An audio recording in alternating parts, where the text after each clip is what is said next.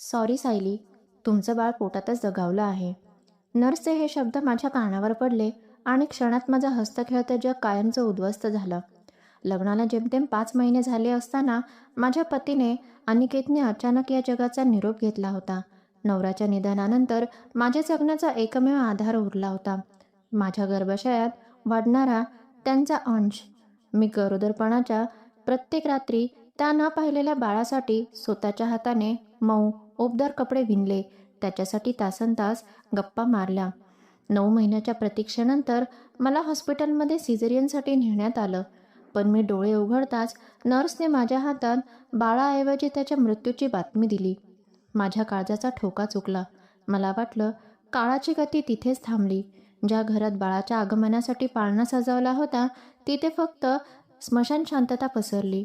सासूबाई आणि दीर रोहन यांनी अश्रू ढाळण्याऐवजी मला जबरदस्ती शांत केलं आणि अवघ्या 3च दिवसांत हॉस्पिटलमधून डिस्चार्ज घेण्याची घाई सुरू केली.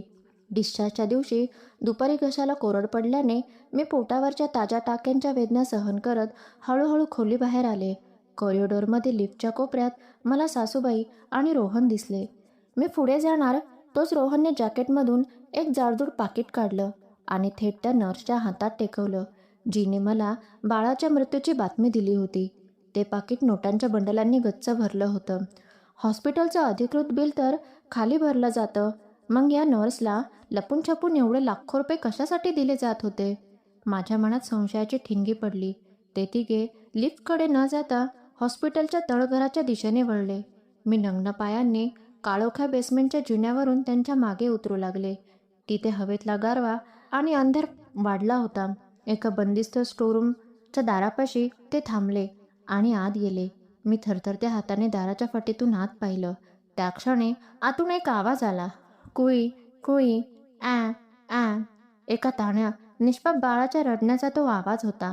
तो आवाज दुसऱ्या कोणाचाही नव्हता. तो माझ्या स्वतःच्या रक्ताचा होता. आत ती नर्स एका जिवंत लालबुंद बाळाला उचलून माझ्या सासूच्या हातात देत होती आणि समोर उभी असलेली ती गूढ व्यक्ती, जिचा चेहरा पाहताच माझ्या पायाखालची जमीनच सरकली. त्या अंधारा तळघरात माझ्या जिवंत बाळाचा नेमका कोणता भयानक कट रचला जात होता? ज्या रक्ताच्या नात्यांवर मी डोळे झाकून विश्वास ठेवला, त्यांनीच पैशाच्या हव्यासापोटी माझ्या खुशीचा असा कोणता अमानुष सौदा केला होता? आणि एका असहाय्य ताज्या टाक्यांनी तळमळणाऱ्या आईने या क्रूर षडयंत्राचा कसा पर्दाफाश केला? या काळजाचा थरकाप उडवणाऱ्या सत्यकथेचा पुढचा थरारक भाग पाहण्यासाठी आपल्या चॅनलला आत्ताच सबस्क्राईब करा आणि बायोमधील लिंकवर क्लिक करून संपूर्ण व्हिडिओ नक्की पहा.